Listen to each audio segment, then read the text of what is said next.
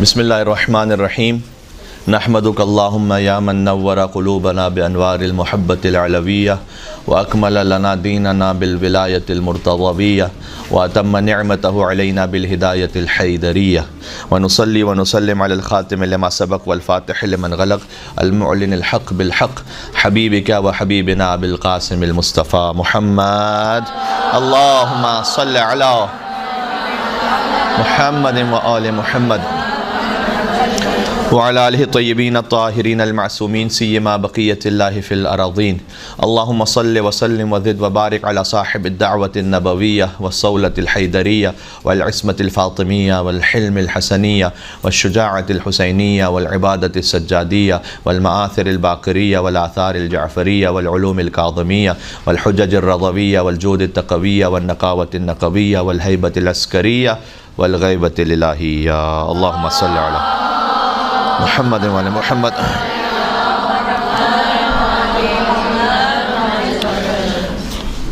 شہادت صدیقہ کبریٰ be be Fatima Zahra سلام اللہ علیہا کی تعزیت اللہم صل علی محمد وعلی محمد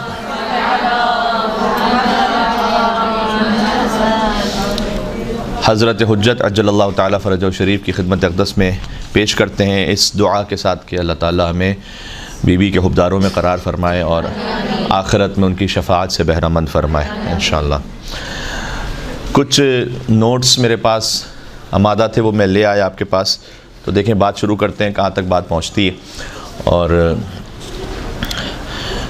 میں چند گھنٹوں قبل ہی شام کی زیارت سے ابھی پہنچا ہوں بی بی زینب سلام اللہ علیہ کے حرم سے، تو بہرحال جو کچھ اس وقت میرے پاس نوٹس اویلیبل تھے وہ میں لے آیا آپ کے پاس۔ کچھ دل میں باتیں ہیں اپنی اصلاح کے لیے اور آپ تک پہنچانے کے لیے۔ ایک تو حدیث امام محمد باقر علیہ الصلوۃ والسلام کی ہے، اللہم صل علی محمد وآل محمد۔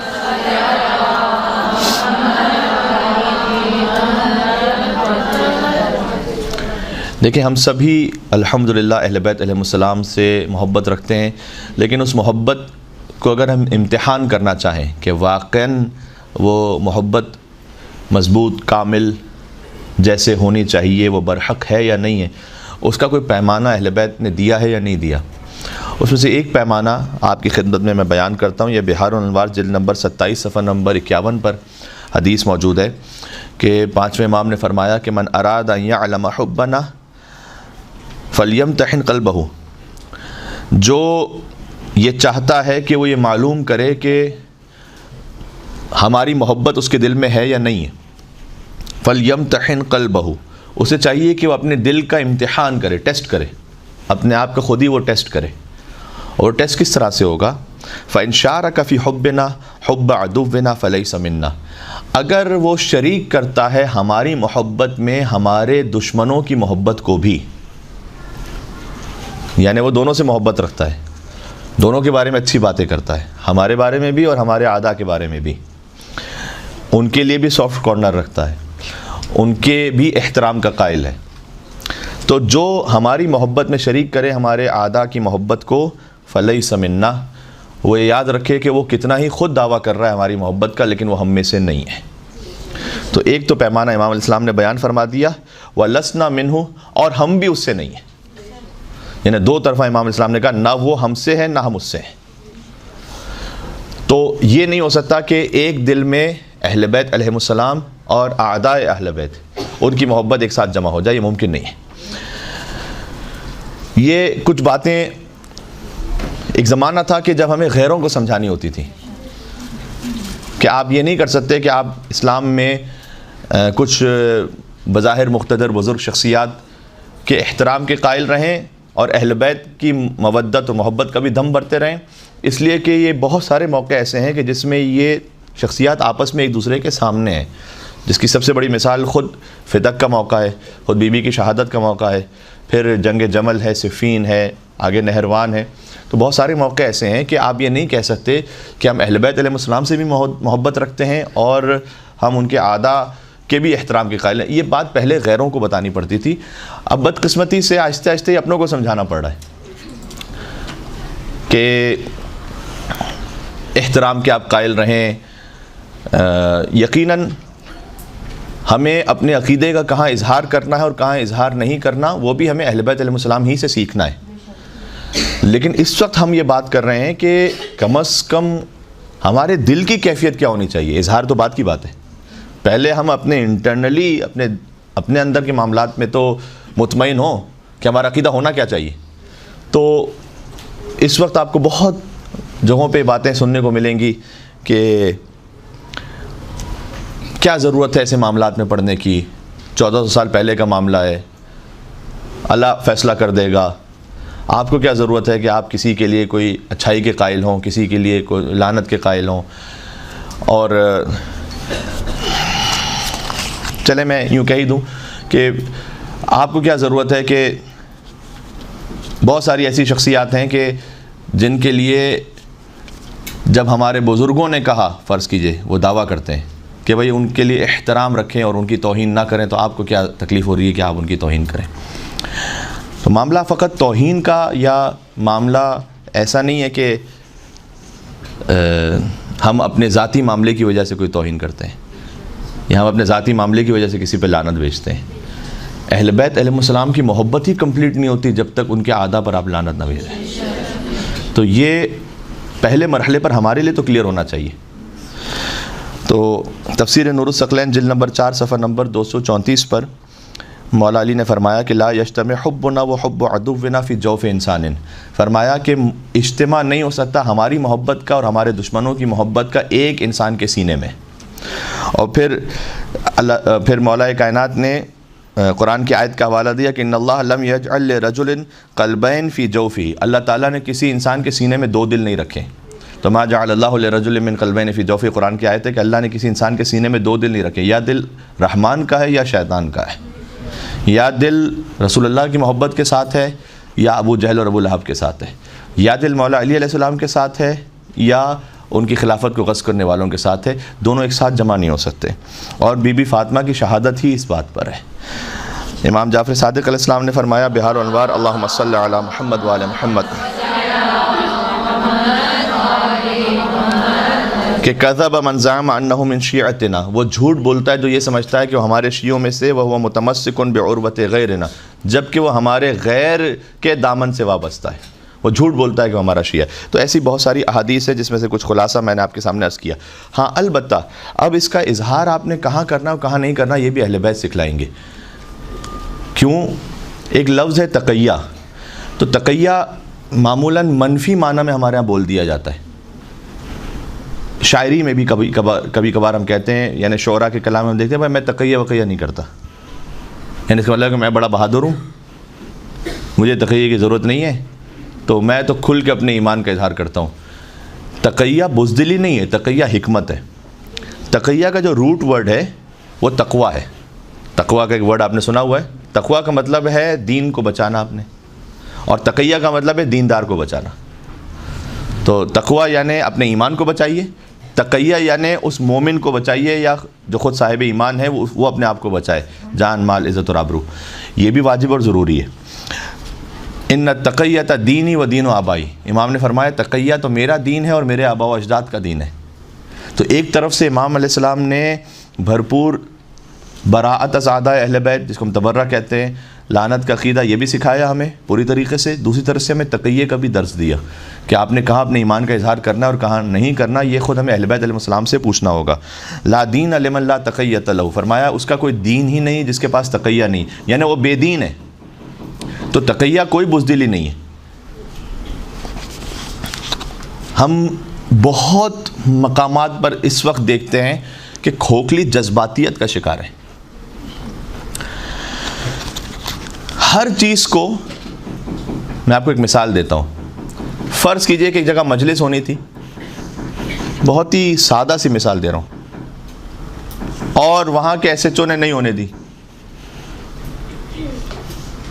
ہم فوراً اس کو حسینیت اور یزیدیت کی جنگ بنا دیتے ہیں. ضروری نہیں کہ ایسا ہو ہر جگہ. کیا کبھی ایک حق جو آپ کا ہے اس سے دستبردار ہو جانا یہ بزدلی ہے یا یہ تقیہ اور اہل بیت علیہ السلام کی تعلیمات کے مطابق ہے؟ ان کی تعلیمات کے مطابق ہے. بہت ساری احادیث ہمارے سامنے پڑھی نہیں جاتی ممبروں سے، اس لیے کہ ایک عجیب طوفان کھڑا ہو جائے گا کہ آپ نے تو اہل بیت کے لیے بڑی گستاخی کر دی کہ وہ ایسے کیسے کر سکتے تھے کہ اپنے حق سے دستبردار ہو جائیں، لیکن ہے ہمارے پاس۔ تو ہر جگہ ایک جملہ بڑا معروف اور جذباتی بھی ہے کہ ظالم کے خلاف جہاد واجب ہے، ظلم کے خلاف جہاد واجب ہے۔ جی وہ واجب تو ہے، لیکن اس کی کوئی شرائط ہیں کہ نہیں ہے؟ تو میں آپ سے پوچھتا ہوں کہ فجر کی نماز واجب ہے، تو ابھی آپ پڑھ رہے ہیں کیا؟ ابھی کیوں نہیں پڑھ رہے؟ ٹائم نہیں ہے۔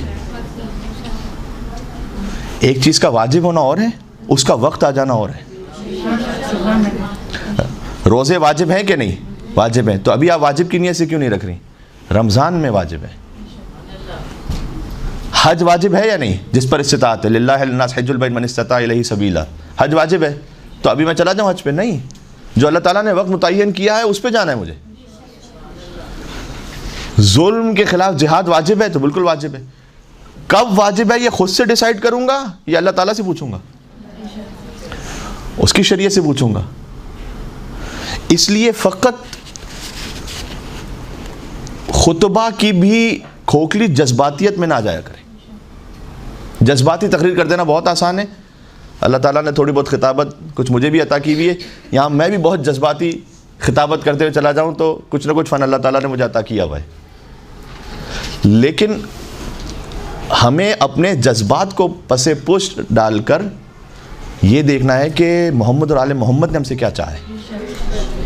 اس کی سب سے عالی مثال خود ابو الفضل عباس علیہ السلام ہے۔ اللہم صلی علی محمد وآل محمد۔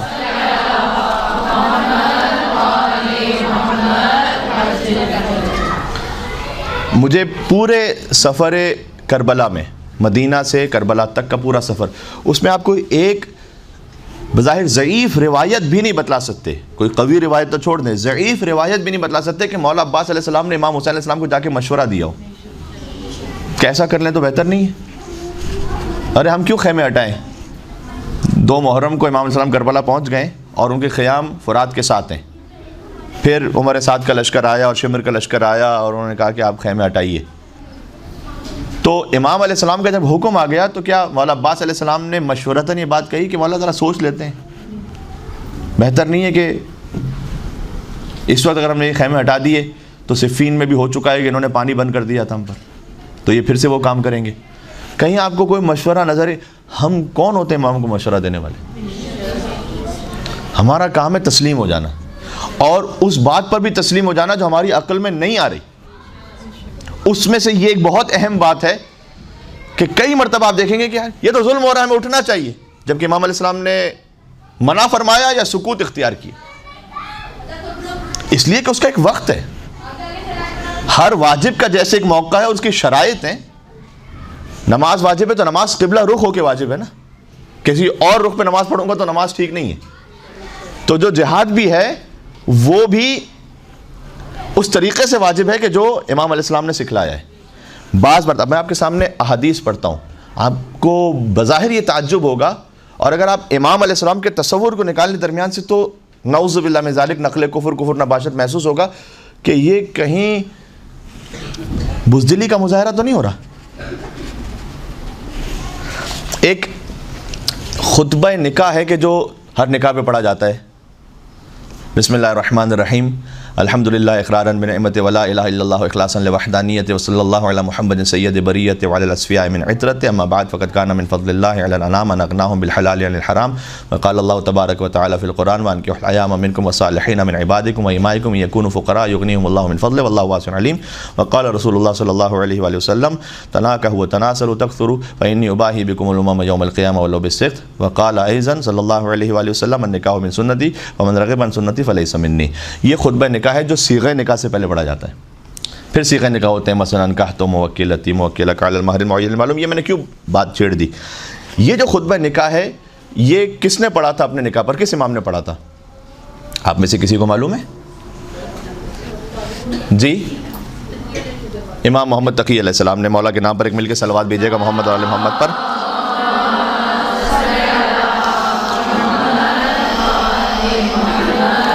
وعجل فرجهم۔ جو روایت سنا رہا ہوں کتاب الکافی سے، جو ہماری معتبر ترین کتابوں میں سے بھی ٹاپ آف دا لسٹ ہے، جلد نمبر 8 صفحہ نمبر 234. جب امام نے خطبہ پڑھ دیا، یہ اس نکاح کے موقع پر ہے کہ جو امام کا ازدواج ہوا تھا مامون کی بیٹی سے. ٹھیک ہے،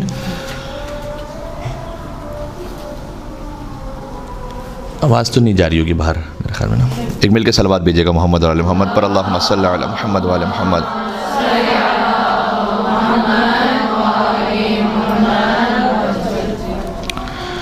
مامون کی بیٹی سے امام کا ازدواج ہوا، تو یہ ازدواج ہو رہا تھا خود دربار میں. دربار میں سارے بڑے بڑے زعماء، سفراء، وزراء، بادشاہ کی بیٹی کی شادی ہے، وہاں موجود ہیں. تو امام نے یہ کہا کہ ثم ان محمد بن علی ابن موسیٰ، یعنی امام محمد تقی علیہ السلام، یخطب ام الفضل بنت عبداللہ المامون، کہ امام علیہ السلام کا ازدواج ہو رہا ہے ام فضل جو مامون کی بیٹی ہیں، اور ایک خاص مہر یہاں متعین کیا گیا کہ اس مہر پر ازدواج ہو رہا ہے جو کہ 500 درہم تھا.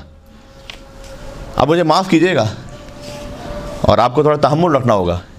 امام علیہ السلام نے مامون کو مخاطب کیا اور اس سے کہا فَهَلْ زَوَّجْتَهُ یا امیر المؤمنین بہا علی ھذا الصداق. امام علیہ السلام کہہ رہے ہیں مامون کو، اے امیر المومنین. اللہ اکبر. لازمی سی بات ہے کہ حقیقت میں نہیں کہہ رہے، تقیتاً کہہ رہے ہیں. کتنا برا محسوس ہوگا ہمارے یہاں پر اگر کوئی ہمارے مولانا کسی ایسے شخص کو کسی لقب سے نواز دے تو، کسی مصلحت کی وجہ سے. ہم تحمل نہیں رکھتے ایسی باتوں کا. امیر المومنین کا لقب وہ ہے کہ جو امام صادق علیہ السلام نے اپنے لیے منع کیا تھا، کہا میرے جد علی فقط امیر المومنین ہے. تو امام اس ملعون کو کیوں کہہ رہے ہیں؟ اس لیے کہ امام جانتے ہیں کہ یہ سارے سفیر، وزیر، حکومت کے رؤساء یہاں موجود ہیں. اگر ان کے سامنے میں اسے کہہ دوں گا نا یہ لفظ، تو یہ بہت سے علوی سادات، مومنین، شیعوں کے لیے نرم گوشہ رکھے گا پوری اپنی خلافت اور حکومت میں. اور اس خاطر بہت سارے مومنین کی جان، مال، عزت اور آبرو محفوظ رہ جائے گی. اب مجھے بتائیے گا،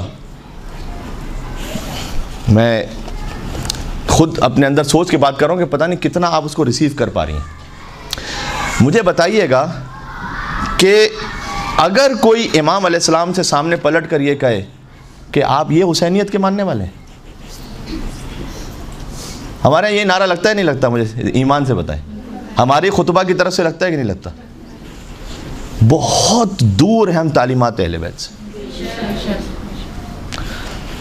ایک تقریر میں نے ایک جگہ پر کی تھی کہ اگر ہائپوتھیٹیکلی سینگ ائمہ علیہ السلام کے زمانے میں یوٹیوب ہوتا تو شیعہ خدا کی قسم کسی امام کو نہ چھوڑتے اور ہر ایک کے خلاف ویڈیو بناتے. شیعہ اپنے امام کے خلاف بناتے یہی باتیں کہہ کے، آپ کے جد نے تو ظلم کے خلاف قیام کیا تھا، یہ کون سی حسینیت ہے کہ آپ اپنے باپ کے قاتل، مامون رشید باپ امام رضا علیہ السلام کا قاتل ہے، باپ کے قاتل ہی کو سب کے سامنے یہ امیر المومنین کہہ رہے ہیں. یہ کہاں چلا گیا آپ کا ایمان؟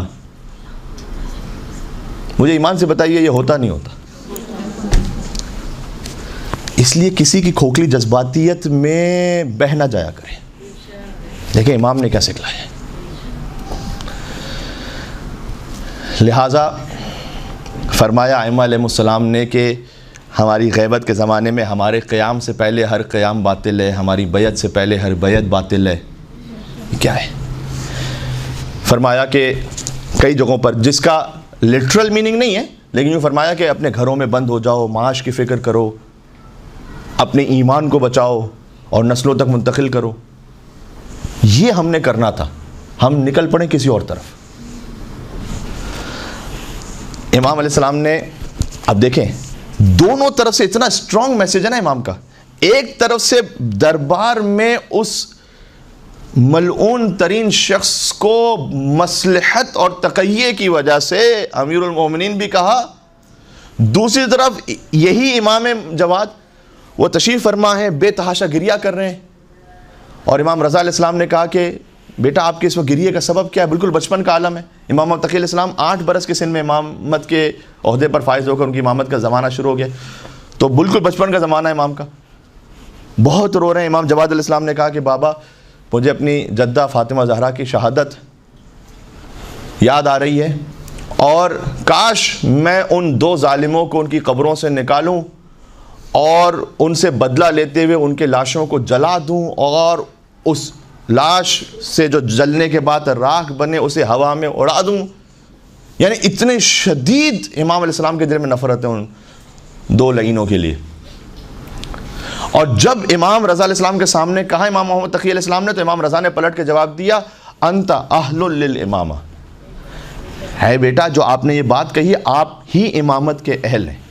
یہاں علماء کرام نے ایک نتیجہ اس سے اخذ کیا ہے کہ اس کا مطلب یہ ہے کہ امامت کی اہلیت اور شرائط میں سے ہے بیوی کے اعداء سے تبرہ ہونا دل میں۔ اللہم صلی علی محمد وعلی محمد۔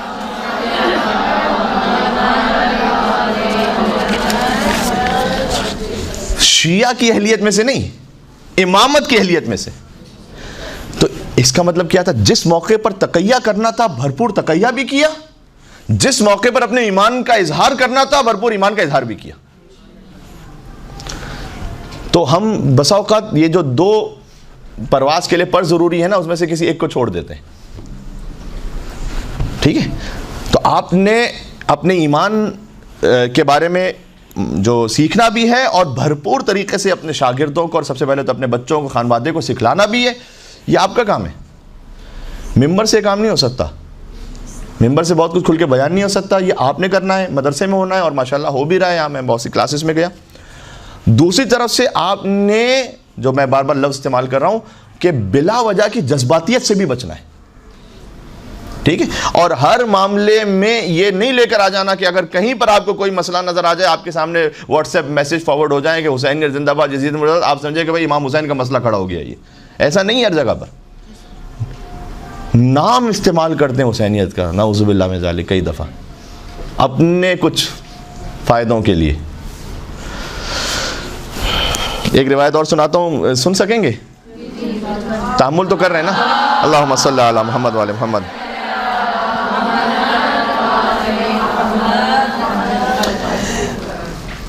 کتاب الکافی جلد نمبر 4 صفحہ نمبر 82۔ دخلت علی ابی العباس بالحیرہ، ابی العباس خلیفہ بنی عباس میں سے ہے، اس کے پاس امام جعفر صادق علیہ السلام پہنچے، اور وہ یوم الشک تھا۔ یوم الشک کسے کہتے ہیں؟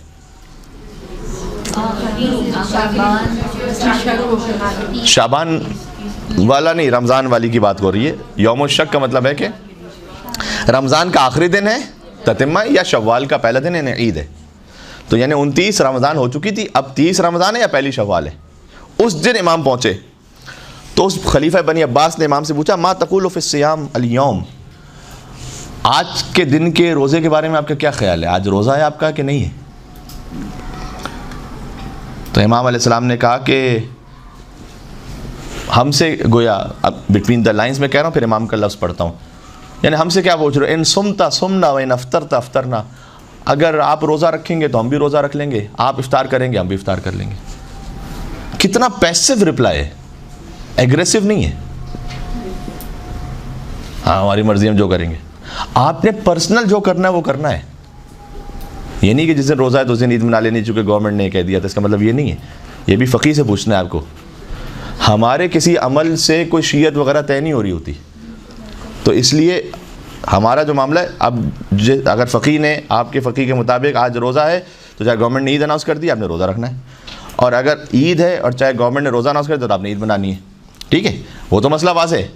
امام علیہ السلام، امام حجت خدا لسان اللہ ناطق، وہاں دربار میں موجود ہیں، اور وہ یہ پوچھ رہا ہے۔ امام علیہ السلام نے جواب دیا، اگر آپ روزہ رکھیں گے ہم رکھ لیں گے، آپ افطار کریں گے۔ یقیناً ایسا نہیں ہے کہ امام اس کے پابند ہے، ایسا ہے حقیقت میں تھوڑی ہے ہی نہیں ایسا۔ امام علیہ السلام کیوں ایسے جواب دیتے تھے؟ امام علیہ السلام سمجھانا چاہ رہے تھے کہ دیکھو، اگر تمہارے کسی ایک ایسے معاملے کی وجہ سے جس میں بظاہر تم اپنے ایک حق سے دستبردار ہو جاؤ، لیکن بہت سارے مومنین کی جان، مال، عزت اور آبرو محفوظ رہ جائے، تو اس میں کوئی قباحت نہیں ہے، بلکہ یہ عین سنت امام ہے، کر گزرو یہ کام. صحیح بات ہے. اور اس کے بعد پھر امام نے ایک اور آگے جملہ کہا، وہ تو میں اتنا تحمل کر کے اور جتنا میں نے سنا دیا بس اتنا ہی کافی، اس سے زیادہ میں سنا نہیں رہا. کبھی اور آؤں گا تو سناؤں گا، کیونکہ وہ تحمل کرنا اور بھی زیادہ سخت ہے جو امام علیہ السلام نے آگے کہا. تو بہرحال یہی امام جعفر صادق جو کہ آپ کو مجھے لفظ استعمال کرنے دیں سمجھانے کے لیے، ایک حد تک کائنڈ آف کمپرومائزنگ پوزیشن میں نظر آتے ہیں دربار میں، یہی امام جعفر صادق زیارت عاشورہ بھی تعلیم فرما رہے ہیں، جس میں پہلے پہ لعنت، دوسرے پہ لعنت، تیسرے پہ لعنت، چوتھے پہ لعنت وغیرہ وغیرہ وغیرہ. ارے آپ دربار میں تو وہی کر رہے تھے کام، اور یہاں پہ یہ کیا سکھلا رہے ہیں؟ دونوں کے موقع الگ الگ ہیں. تو خلاصہ اب تک کی گفتگو یہ ہوا کہ آپ نے بھرپور طریقے سے ولایت، برات، تولا، تبرہ کو اپنے دل میں زندہ بھی رکھنا ہے، اپنے خاندان تک پہنچانا ہے، اپنے بچوں تک پہنچانا ہے، لیکن ملأ عام میں کہاں اس کا اظہار کرنا ہے، کہاں نہیں کرنا ہے، وہ آپ نے سوچ سمجھ کے کرنا ہے. ٹھیک ہے. اور اسی طریقے سے وہ سارے نعرے جو میں نے عرض کیا کہ بس ظلم کے خلاف اٹھ جاؤ، شرائط ہیں کوئی کہ نہیں ہے، کوئی وقت ہے کہ نہیں ہے. جیسے نماز فجر کا وقت میں نے مثال دی، جیسے روزے کی مثال دی، جیسے حج کی وقت ہے ہر چیز کا. ٹھیک ہے. میرے پاس کچھ عرب ریاستوں کے بھی ایسے واقعے جب وہاں جاتے تھے مجلس پڑھنے کے لیے. آسٹریلیا میں ایک صاحب آئے جو کہ ٹرکش تھے، تو اس نے ٹرکش نے آ کے مجھ سے یہ کہا کہ میں آپ سے کوئی بحث کرنا، بات کرنا چاہتا ہوں. اور بہرحال وہ بھی مذہب حقہ کی طرف آئے. میرے چھوٹے سے تجربے میں جتنے کیسز ہیں کنورٹ ہونے کے، ان میں 99% نہیں 100% بی بی فاطمہ کی وجہ سے ہیں. اللہم صلی علی محمد وعلی محمد.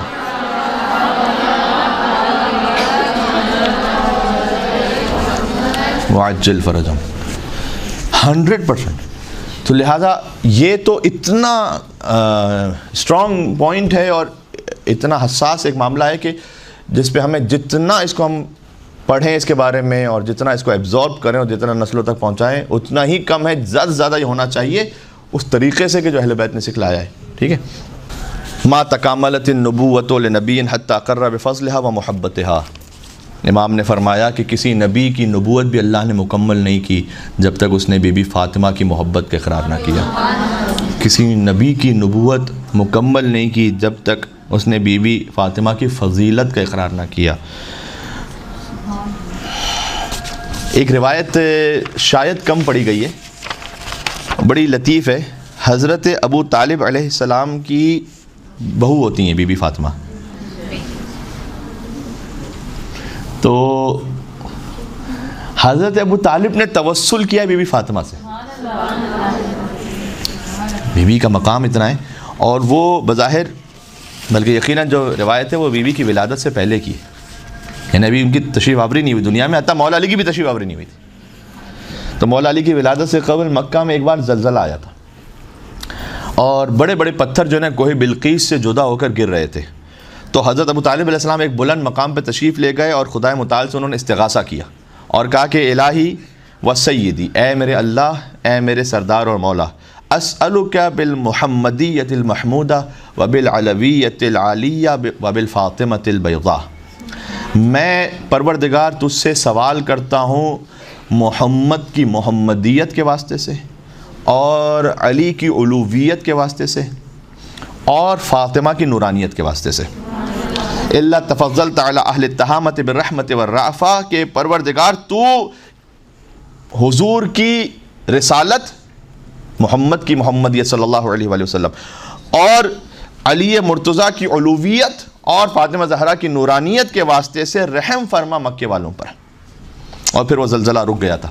تو حضرت زکریہ کا توسل ہے بی بی فاطمہ سلام اللہ علیہ سے. حضرت آدم، حضرت نوح علیہ السلام کا نے وسیلہ پیش کیا ہے بی بی فاطمہ سلام اللہ علیہ کا. اور امام محمد باقر کے لیے کہ جب شدید بخار میں ہوتے تھے تو گیلا کپڑا اپنے پیشانی پر رکھ کر یا زہرا کا ورد فرماتے تھے. فی ابنت رسول اللہ لی اسوۃ حسنہ بہار الانوار جلد نمبر 53 صفحہ نمبر 180 پر حدیث موجود ہے کہ حضرت حجت نے فرمایا کہ میرے لیے اسوہ حسنہ ہے بنت رسول فاطمہ زہرا سلام اللہ علیہا، یعنی امام زمانہ پر بھی حجت ہیں، حضرت حجت پر جو حجت ہیں وہ بی بی فاطمہ ہیں سلام اللہ علیہا۔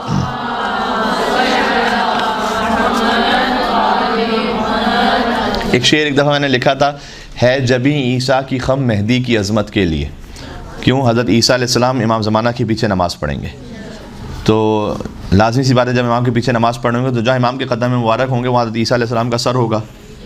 امام جماعت کے پیچھے جو نماز پڑھ رہے ہوتے ہیں تو جہاں آپ کا سر ہے تو وہاں امام جماعت کے قدم ہے، تو ہے جبیں عیسیٰ کی خم مہدی کی عظمت کے لیے، اور فاطمہ حجت ہے خود سرکار حجت کے لیے۔ تو بی بی فاطمہ اللہم صلی علی محمد وآل محمد۔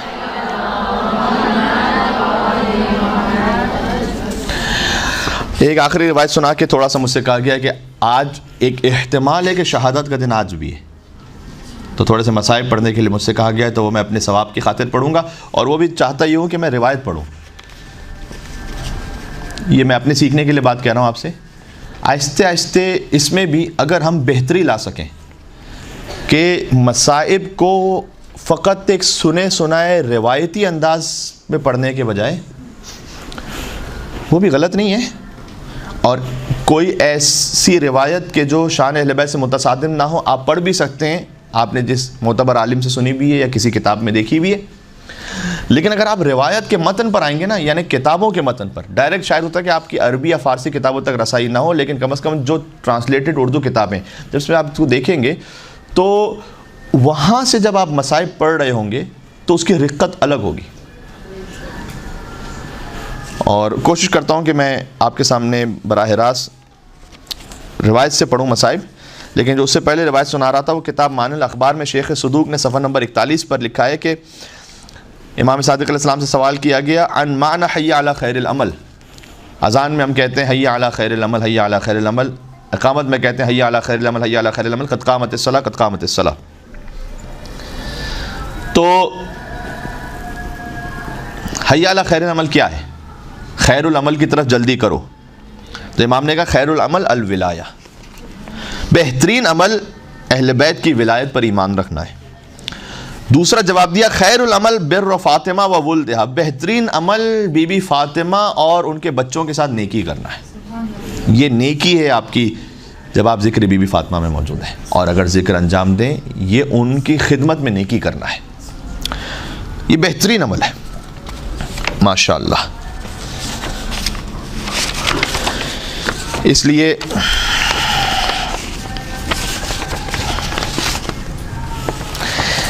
ایک روایت آپ نے بہت مرتبہ سنی ہوئی ہے کہ لولا علی لم یکن لفاطمہ کفن، اگر علی نہ ہو تو فاطمہ زہرا کی کوئی برابری کرنے والا نہ ہو، آدم فمن دونہ، آدم یا غیر آدم، یا آدم فمن دونہ کا اضافہ کر کے، یعنی اس کو بیان کر کے رسول اللہ نے یہ سمجھا دیا کہ انبیاء بھی اس قابل نہیں ہیں کہ ہم سر یہ فاطمہ زہرا کر سکیں، انبیاء بھی، کیونکہ آدم علیہ السلام کا لفظ حضور نے بیان کیا سوائے مولا علی علیہ السلام کے، کیونکہ دو شخصیات تھیں ہسٹری میں، دو شخصیات تھیں برابر کی، ایک مولا علی علیہ السلام اور ایک بی بی فاطمہ۔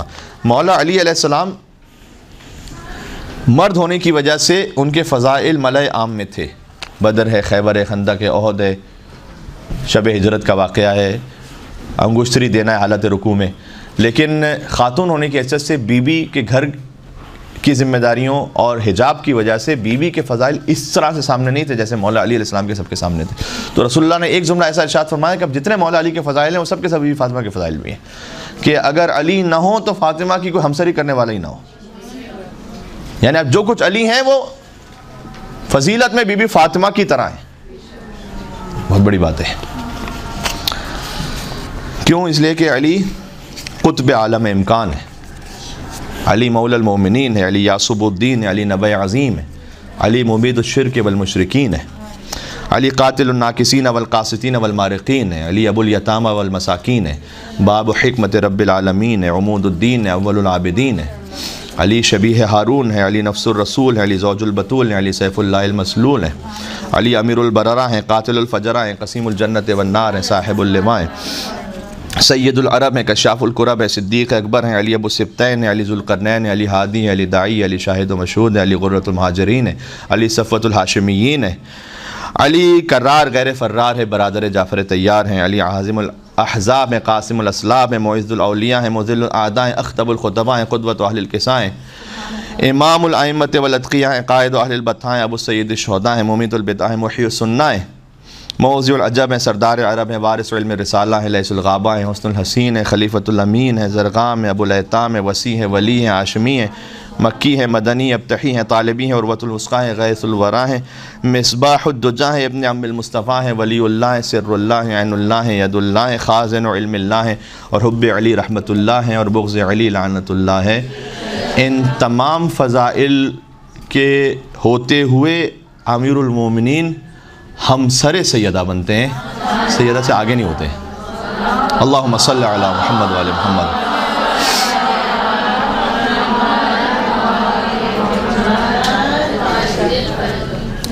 یہ بہت سے درس ہوتے ہیں مردوں کے اعتبار سے بھی، ان کی اپنی ذمہ داریاں ہیں، لیکن اس وقت چونکہ میں آپ سے مخاطب ہوں، یہ ذمہ داری ہماری ماؤں بہنوں کی بھی بنتی ہے، شرعی اعتبار سے انشاءاللہ آپ پورا کر ہی رہی ہوں گی، کہ حضرت فاطمہ تو باعث فخر ہیں خود مولا علی علیہ السلام کے لیے، یعنی ایک زوجہ باعث فخر ہیں علی ابن ابی طالب علیہ السلام جیسے امام کے لیے، کہ جب وہ مقتل میں یعنی میدان میں آئیں اور رجس پڑھیں تو اپنا ایک تعارف یہ کروائیں کہ انا زوج البتول،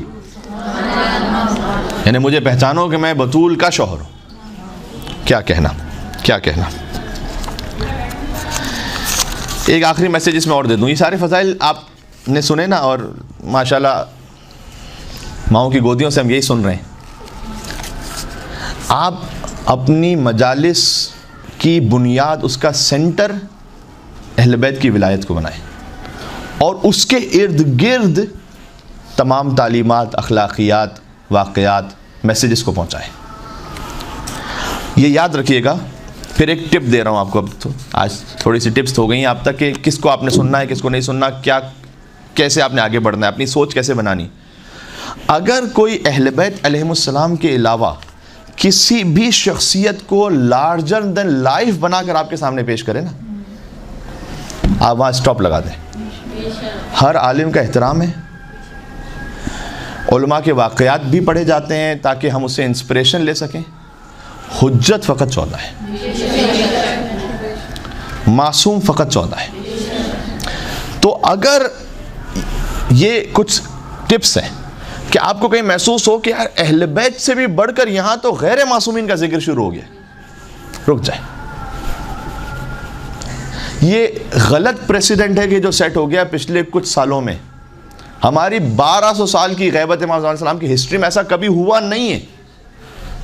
میں آپ کو پتہ نہیں، میں نے شاید اگر پڑھا بھی ہوگا تو میں خود مسجد القائم میں شاید 5 سال بعد آ رہا ہوں، تو اس وقت تو بیچ بھی چینج ہو گیا ہوگا، اور شاید نہ ہی پڑھا ہو۔ شیخ مرتضی انصاری کا نام آپ سب نے سن رکھا ہے، مولا علی کے حرم میں دفن ہے۔ اس زمانے میں توضیح المسائل نہیں ہوتی تھی، رسالہ عملیہ ہوتا تھا۔ تو جب انہوں نے رسالہ عملیہ لکھا، جس میں اس زمانے کے اعتبار سے وہی فتوے لکھے ہوتے تھے، اس کی سٹارٹ میں انہوں نے لکھا کہ عمل بِإِن رسالے در غیبت امام زمان اسباب عقل بالمیت جائز است۔ عقل بالمیتہ کس کو کہتے ہیں؟ میتہ کہتے ہیں مردار کو، عقل کہتے ہیں کھانے کو۔ یہ عقل والی وہ عقل نہیں ہے، عین سے نہیں ہے، الف سے، الف کتاب والی کاف اور لام، عقل یعنی کھانا۔ عقل بالمیتہ یعنی مردار کھانا۔ مردار کھانا حرام ہے، لیکن کب جائز ہے؟ جب جان کا خطرہ ہو، اگر کوئی مر رہا ہے تو مردار کھانا اس کے لیے جائز ہے۔ انہوں نے لکھا، تو یہ عقل بالمیتہ ایک اصطلاح کہی جاتی ہے کسی ایسے کام کے لیے کہ جب آپ مر رہے ہیں تو بس اور کوئی چارہ نہیں، کر لو یہ کام تاکہ اپنے آپ کو بچا لو۔ انہوں نے کہا غیبت امام زمانہ میں اس توضیح المسائل جیسی کتاب پر عمل کرنا مردار کھانے کی طرح سے جائز ہے، یعنی اپنے آپ کو امام کے مقابلے میں ایک مردار تصور کیا۔ زندہ تو وہ ہیں، میں تو مردار ہوں۔ اب امام تک رسائی نہیں ہے عام طریقے سے ہر انسان کی، تو کیا کیجیے گا؟ دینی معاملات میں مر جائیے گا، یعنی کوئی رہنمائی ملے گی نہیں ملے گی۔ تو غیبت امام زمانہ میں مجھے مردار سمجھتے ہوئے اس پر عمل کر لو بس۔ یہ فرق ہے فقیہ اور امام میں، 19-20 کا فرق نہیں ہے۔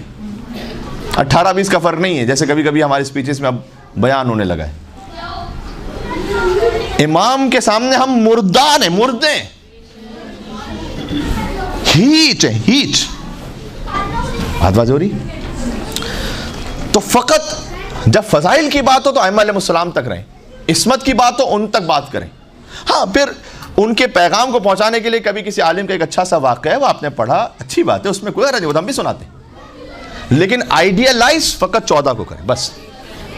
ٹھیک ہے. آیت اللہ بروجردی بی بی معصومہ قم کے حرم میں دفن ہے, وہ بیٹھے ہوئے تھے, ان کے گھر میں مجلس ہو رہی تھی, تو کسی نے, طبیعت خراب تھی ان کی, کسی نے کہا برائے سلامتی آغا امام زمان و آیت اللہ بروجردی صلوات بفرست, یعنی امام زمان علیہ السلام کی صحت و سلامتی اور آیت اللہ بروجردی کی صحت و سلامتی کے لیے مل کے صلوات بھیجیں. اتنا غضبناک ہوئے کہ ان کے ہاتھ میں کسا تھا, وہ زور سے انہوں نے دروازے پر مارا, تو لوگ آئے اور آ کے کہا کہ قبلہ خیریت ہے, کیا ہو؟ کہا یہ کس کو سلوات پڑھانے کا سلیقہ بھی نہیں ہے کہ امام زمانہ کے فوراً بعد میرا نام لیا اس نے, یہ کیوں کیا اس نے؟ ہماری 1200 سالہ فقاہت اس پر ہے. سمجھا رہی بات؟ بس عزیزوں, میں 5 بج گئے تو میں شرمندہ ہوں, تھوڑا سا لمبا ہو گیا, لیکن کچھ باتیں تھیں جو اچھی. آج شہادت کے دن کا احتمال کیوں ہے؟ ایک زمانہ تھا جب ہمارے ہاں پہلی روایت 14 جمادی الاول منائی جاتی تھی, اب 13 جمادی الاول منائی جاتی. 13 جمادی الاول بھی احتمال ہے, لیکن 14 جمادی الاول شاید زیادہ ہو, کیونکہ روایت میں کہیں یہ لفظ تو نہیں ہے نا کہ 13 جمادی الاول یا 14 جمادی الاول یا 3 جمادی ثانی.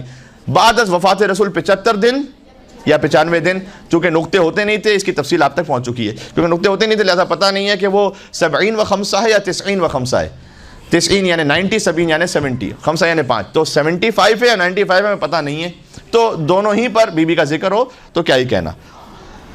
لیکن یہ 75 ڈیز طے کیسے ہوں گے؟ 28 صفر کو اگر آپ تصور کریں, رسول اللہ کی شہادت ہے, 28 صفر کے بعد 28 ربیع الاول 1 مہینہ, 28 ربیع ثانی 2 مہینے, اس میں اب 2 مہینے کا مطلب 60 دن, اس میں آپ مزید 15 دن کا اضافہ کریں تو 28 ربیع ثانی کے بعد 15 دن کا اور اضافہ کریں گے تو 13 جمادی الاول. 28 کے بعد سے آپ شروع کریں تو 29, 30, 1, 2, 3, 4, 5, 6, 7, 8, 9, 10, 11, 12, 13 جمادی الاول کی تاریخ بن گئی 75 دن بعد بی بی کی شہادت کی.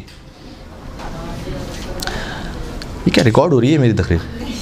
ہاں اچھا چلیں, میں نے اب جو کہہ دیا وہ تو کہہ دیا ہے.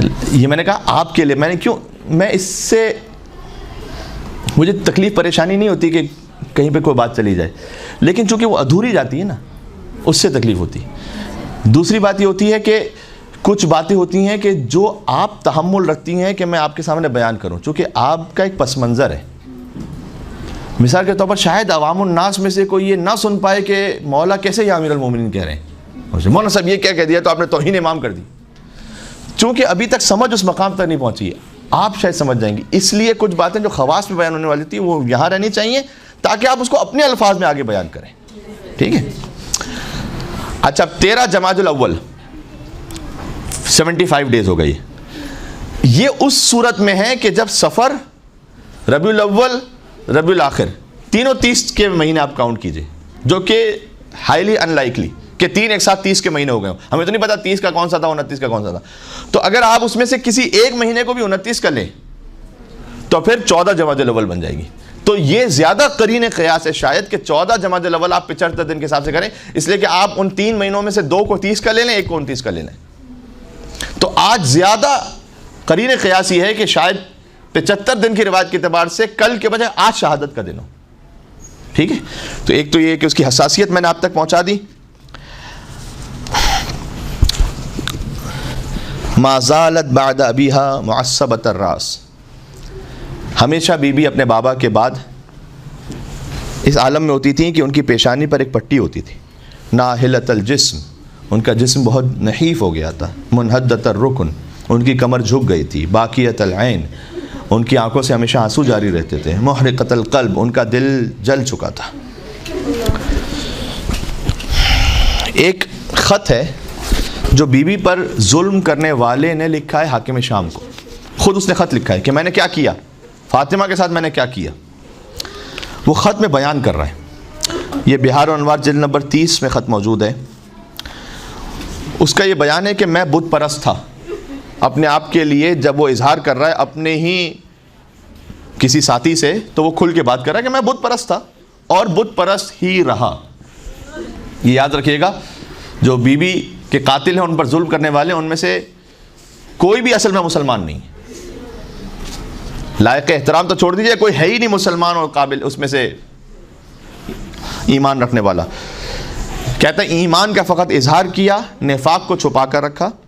جب میں نے زہرا کے گھر پر حملہ کیا تو اس گھر میں علی و فاطمہ موجود تھے، ان کے بچے حسن اور حسین موجود تھے، زینب اور ام کلثوم موجود تھیں اور ان کی کنیز فضہ موجود تھی۔ میرے ہمراہ ابن ولید تھا۔ میں لفظ بلفظ وہ پڑھ رہا ہوں کہ جو کچھ ہوا۔ میرا غلام قنفس تھا، مجمع جمع تھا۔ میں نے دروازے کے حلقے کو زور سے پیٹا، کنیز باہر آئیں۔ میں نے اس سے کہا علی سے کہو خلافت کا لالچ نہ کرے۔ اللہ اکبر، یہ بیہودہ اور فضول کام نہ کرے۔ یا امیر المومنین، سیدہ چادر لے کر باہر آئیں اور فرمایا اے جھوٹے اور گمراہ۔ بی بی نے اس سے کہا اے جھوٹے اور گمراہ۔ جس شخص نے بیوی پر یہ ظلم کیا ہے، آپ میں سے بہت سے سادات گھرانوں سے تشریف فرمائیں، کوئی سید ہوتے ہوئے کیسے سوچ سکتا ہے کہ میں دشمنان زہرا کے لیے ایک ذرہ برابر بھی نرم گوشہ لے کر آؤں گا دل میں؟ ہم تو سید ہیں، ہم تو غلام سید ہیں، لیکن سید ہوتے ہوئے تو اگر کوئی سید ایسی بات کرے تو کتنی تکلیف ہوگی کہ جو آدھا اہل بیت کے لیے کسی نرم گوشے کا قائل ہو۔ تو بیوی نے کہا اے جھوٹے اور گمراہ۔ اس لعین نے کہا اے فاطمہ دعی ان کی یا فاطمہ حمقات النساء، اے فاطمہ یہ احمقوں کی طرح بات کرنا بند کرو۔ اللہ اکبر، اللہ اکبر۔ اگر علی باہر نہ آئے تو میں اس گھر کو آگ لگا دوں گا، اس میں رہنے والے ہر شخص کو جلا دوں گا۔ وہ شخص کہتا ہے، کیونکہ وہ خط لکھ رہا ہے، تو کہتے ہیں اب ہم نے دروازہ جلانا شروع کیا، ہم دھکا دے رہے تھے دروازے کو۔ فاطمہ نے اپنے ہاتھوں سے دروازہ بند کر کے رکھا، تھوڑا سا دروازہ کھلا تو میں نے اس میں اپنا ہاتھ اندر ڈال دیا اور سیدہ کے ہاتھوں پر تازیانہ مارا۔ سیدہ کا ہاتھ چھوٹ گیا، دروازہ گرا، سیدہ پر دروازہ گرا ہوا تھا۔ یہ منظر دیکھ کر میرا ارادہ تھوڑی دیر کے لیے بدل گیا۔ رسول زادی پر دروازہ تھا تو وہ کہتا ہے کہ تھوڑی دیر کے لیے میرا ارادہ بدلا کہ میں آگے بڑھوں یا نہ بڑھوں۔ میں تھوڑا سا پیچھے ہٹا، لیکن علی کے ہاتھوں بدر و احد میں میرے بزرگوں کا قتل مجھے یاد آیا۔ میں آگے بڑھا، میں نے دروازے پر لات ماری، زور سے دروازہ کھلا۔ زہرا پشت در پر تھی، پیچھے ہے دیوار، بی بی درمیان میں ہے، آگے دروازہ ہے، میخیں لگی ہوئی تھیں۔ ایک دوسری روایت ہے ایسا رہا کہ سیدہ کو پیس دیا انہوں نے۔ مکنے میں بی بی سیدہ کا چہرہ تھا۔ آدھا جملہ پڑھوں گا اس لیے کہ حیا آتی ہے کہ کیا پڑھے انسان۔ اتنی زور سے سیدہ کے چہرے کے دونوں اطراف میں بی بی سکینہ نے کربلا میں تماچا بعد میں کھایا تھا۔ سکینہ کی دادی فاطمہ زہرا نے، اس کا بیان ہے کہ دونوں گوشوارے گر گئے سیدہ کے، اتنی زور سے ہاتھ اٹھایا کہ دونوں گوشوارے گر گئے۔ میں آگے بڑھا، میں نے علی کو پکڑا اور علی کو گھسیٹ کر میں نے باہر نکالنا چاہا، تو علی آگے بڑھے اور سیدہ گری ہوئی تھی، تو علی نے سیدہ کے اوپر چادر کو ڈال دیا۔ اب یہ میرے اپنا ایک تخیل ہے کہ جیسے کسی میت پر آپ چادر ڈال دیتے ہیں، ویسے علی بن ابی طالب نے سیدہ پر چادر کو ڈال دیا۔ سیدہ کا درد حمل شدید ہو چکا تھا، محسن شہید ہو چکے تھے، لہٰذا علی بن ابی طالب کے آنسوؤں کو لے کر بی بی اپنے شکستہ پہلو پر لگایا کرتی تھیں روایت میں، اور کہا کرتی تھیں کہ مظلوم کے آنسوؤں میں اللہ تعالیٰ نے شفا کو رکھا ہے۔ یا اللہ یا اللہ۔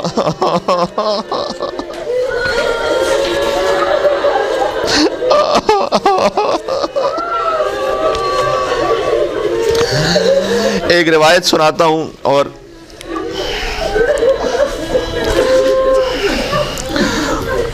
اب کیل بی بی سیدہ کے جس میں اتھر میں پیوست ہو گئی تھی میخ، کچھ دیر تک انہوں نے دروازے کو دبائے رکھا۔ سیدہ زخمی حالت میں دروازے کو ہٹا کر علی کے سامنے سپر بن گئیں۔ اب روا روا کانپ رہا ہے میرا۔ ایک لعین نے تلوار نکالی، کس کے سامنے؟ رسول کی بیٹی کے سامنے۔ اس نے تلوار کے دستے سے شکم سیدہ پر وار کیا۔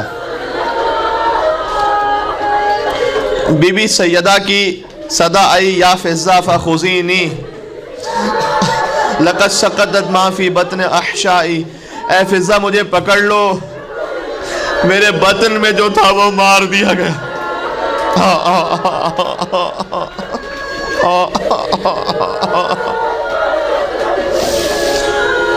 فاطمہ اور حسین کا ایک جیسا مقدر ہے۔ محسن شکم سیدہ میں شہید ہوئے، اصغر دست سید الشہداء پر شہید ہوئے۔ اب قبیلہ بنی اسلم کے یہ پس فطرت لوگ علی کے گھر میں گھس آئے تھے۔ علی نے مجمع کو دیکھا، فرمایا تم میں سے میرا کوئی کچھ نہیں بگاڑ سکتا، مگر رسول اللہ نے مجھے صبر کے لیے کہا تھا۔ یہ مجمع علی کی طرف بڑھا، اس نے علی کی گردن میں رسی ڈالی۔ سمجھ نہیں آتا ایام فاطمیہ میں بی بی کی شہادت پڑھیں یا علی کی غربت پڑھیں یہاں پر۔ اب ایک وقت آیا، وصیتیں بی بی سیدہ کی ہیں جو لکھی ہوئی ہیں کتابوں میں، پھر ایک وقت آیا کہ بس بی بی فاطمہ گزر گئی، یہاں شہادت کا دن ہے نا۔ جب کسی کی میت ہو جاتی ہے، آپ کے گھر میں بھی کہیں نہ کہیں کوئی جنازہ ہوا ہوگا، تو رونا آ بھی رہا ہو تو بہت سارے امور ہوتے ہیں غسل و کفن کے، جس کی وجہ سے انسان اندر گھٹ جاتا ہے۔ کئی دفعہ وہ کاموں میں مصروفیات کی وجہ سے رو نہیں پاتا، لیکن اچانک اگر کوئی بہت عزیز اپنا سامنے آ جائے تو اس سے گلے مل کر بہت روتا ہے انسان۔ تو مولا علی علیہ السلام نے بہت ضبط کیا ہوا تھا، یہاں تک کہ سلمان کہتے ہیں کہ آدھی رات کا وقت تھا، میرے گھر کے دروازے پر دستک ہوئی، میں نے دروازہ کھولا تو دو شہزادے ہیں جو سیاہ لباس میں کھڑے ہیں۔ کہا سلمان بابا نے بلایا ہے۔ ہر بات اب کتاب میں نہیں لکھی ہوتی، اب میں کچھ بین السطور پڑھ رہا ہوں۔ علی دروازے پر بیٹھے تھے، دور سے سلمان کو آتا ہوا دیکھا، علی کا ضبط ٹوٹ گیا یہاں پر۔ سلمان کے گلے لگ کر کہ سلمان زہرا کو مار دیا گیا، علی تنہا رہ گیا۔ کہ سلمان یاد ہے جب میرا فاطمہ سے ازدواج ہوا تھا، زبان حال پڑھ رہا ہوں، یہ فاطمہ کے ناخے کی مہار پکڑ کر نبی کے گھر میں میرے گھر تک تم لائے تھے، اب چلو میرے گھر سے جنازے کو لے کر۔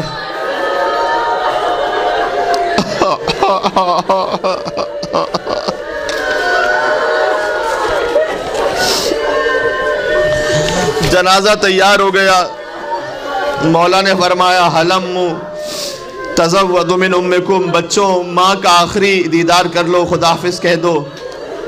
بچے آگے بڑھے، فحنت ونادت وصاحت ومدت یدیہا وضمہما الی صدرہا ملیا۔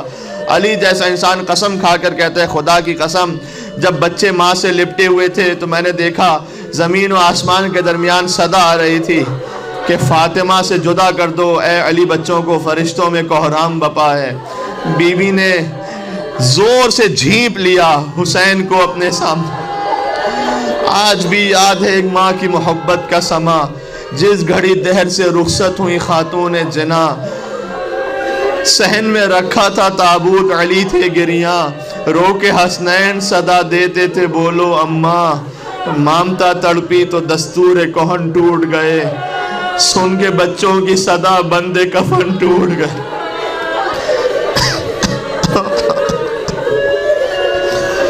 خاتون کو دفن کیسے کیا جائے؟ یا اللہ. جنازہ چلا، ورثہ میں سے کوئی رونے والا نہیں تھا، اس لیے کہ مدینے والوں کو خبر نہ ہونے پائے. روایت کہتی ہے کہ آگے آگے فاطمہ کا جنازہ تھا، پیچھے پیچھے حسن اور حسین گریبان میں منہ ڈالے سسکیوں سے رو رہے تھے. خاتون کو دفن کرنے کے لیے دو محرم ہو، ایک جنازہ دینے والا ہو، ایک جنازہ لینے والا ہو. جنازہ دینے والے علی ابن ابی طالب ہیں، جنازہ لینے والا کون ہوتا؟ قبر زہرا سے دو ہاتھ، اے علی میری بیٹی میرے حوالے کر. علی نے کہا آپ کی بیٹی آپ تک پہنچ گئی، اب وہ بتائیں گی ہمارے ساتھ کیا گزری. فاحفظ السوال، آپ ہی پوچھئے گا. واستغفر الحال، وہ اپنی حالت آپ کو بتلائیں گی. اس وقت مولا علی نے، روایت کا مفہوم یہ ہے کہ فرمایا کہ یا رسول اللہ لقد استرجعت الودیعہ، یہ امانت مجھ سے واپس لے لی گئی ہے، لیکن جب یہ امانت آپ نے مجھے دی تھی تو لم یکن ضلعها مکسورا، اس وقت زہرا کی پسلیاں ٹوٹی ہوئی نہیں تھیں. اب جب میں امانت واپس کر رہا ہوں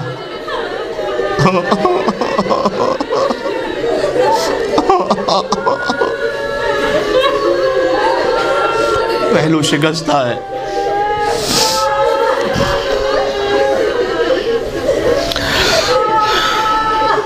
مجھے نہیں معلوم آدھی رات کی تاریکی میں زہرا کو دفن کرنا زیادہ سخت تھا یا شام غریبہ ایک یتیم بچی کا اپنے باپ کے لاشے سے لپٹ کر رونا زیادہ سخت تھا. وہاں بھی زہرا آئی تھی، اے میرے لال آجا کربلا کی زمین جل رہی ہے، آئے میرے حسین میری گود میں آجا، آجا میرے بچے میری آغوش.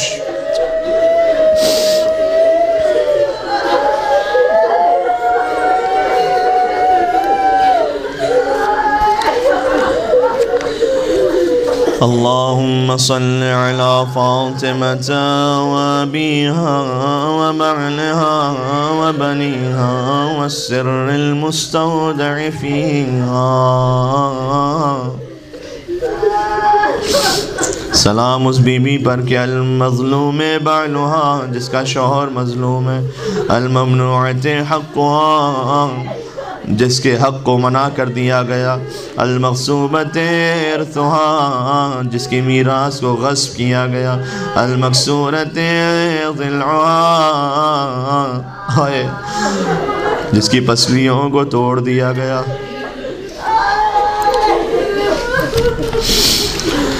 المظلوم بعلها، جس کا شوہر بہت مظلوم. اے پروردگار اس ذکر کو قبول فرما، کو غم نہ عطا ہو سوائے غم اہل بیت اطہار علیہ السلام کے. سیدہ کونین کی شفاعت سے بہرہ مند ہو. اللہ تعالی ہمیں مولا علی علیہ السلام کی ولایت کی عظمت سمجھنے کی توفیق عطا فرمائے، اسے ہمیں نسلوں تک پہنچانے کی توفیق عطا فرمائے. اے پاک پروردگار تو مصائب سیدہ بی بی سیدہ پر جو ظلم ہوا اسے اپنے بچوں تک پہنچانے کی ہمیں توفیق عطا فرما. دشمنان اہل بیت کے لیے ذرہ برابر بھی ہمارے دل میں ذرہ برابر بھی کوئی نرم گوشہ پیدا نہ فرما. اے پروردگار تجھے واسطہ محمد اور آل محمد کا جب بی بی سیدہ قیامت میں فرمائیں گی کہ یہ میرے حسین کا عزادار تھا تو اس فہرست میں ہمارا نام بھی شامل فرما. قلب مقدس امام زمانہ کو ہم سب سے راضی و خوشنود فرما. حضرت کے ظہور پر نور میں تعجیل فرما. ربنا تقبل منا انک انت السمیع العلیم بجاہ محمد و آلہ الطیبین الطاہرین.